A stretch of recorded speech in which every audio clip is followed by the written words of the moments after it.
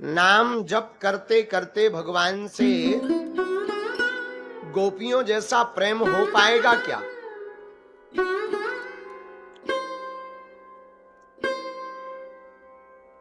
उनके जैसा क्या, उनसे प्लस हो सकता है? ये कोई पूछने वाली बात है? भगवान से श्रवणम कीर्तनम विष्णु स्मरणम पाद सेवनम, ठाकुर जी कहते हैं ज्यादातर भगवान से प्रीति भगवान की मंगलमयी कथा सुनने से होती है। क्योंकि जब मधुर मधुर भाव को सुनाया जाता है तो हृदय में आह्लादित प्रीति का प्रादुर्भाव हो, तीक्ष्ण होती है कि अगर मान लो हम ठाकुर जी को केवल पहले जानते भरे तो कई बार कथा सुनकर के आदमी मानने लगता है। और हाँ, प्रेम का एक स्वभाव है, जिसके बारे में आप जितना सुनोगे उससे उतनी ही ज्यादा प्रीति होगी।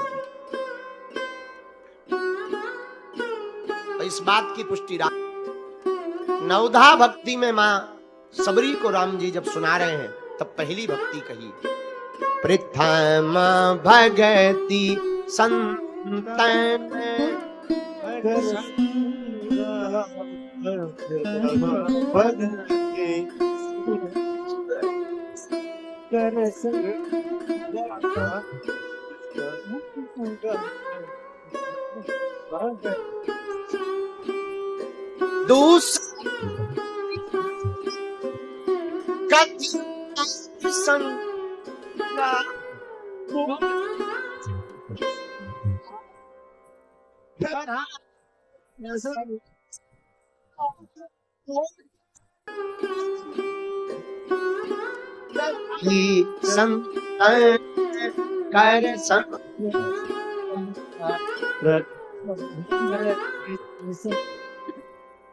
बाबा श्री तुलसीदास जी कहते हैं, प्रथम भगति संतन कर संगा, दूसर रतिमम कथा प्रसंगा। पहली भक्ति संतों का संग है। और मेरे पागलो, एक बात याद रखना, संतों का संग करने का मतलब ये नहीं है कि तुम उनके पीछे पीछे डोलो, ले थैला डोल, प्रयत्न करो ताकि उनका रंग तुम्हारे ऊपर चढ़ जाए और वो भी प्रेम में डूबे हुए हो, तुमको भी ठाकुर का प्रेमी बना डाले।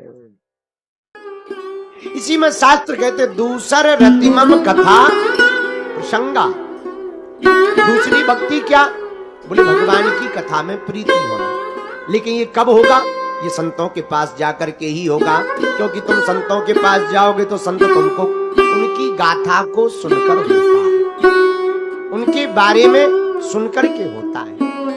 इसलिए आपने कहा कि गोपियों की तरह प्रीति कैसे की जा सकती है? गोपियों की तरह प्रीति करने के लिए अनेक साधन है। नाम जप तो है, ध्यान है, यज्ञ है, तप है, विधि है, लेकिन सबसे ज्यादा सरल विधि अगर कोई हमसे पूछे तो वो है उन ठाकुर जी की मंगलमयी लीलाओं को श्रवण करना।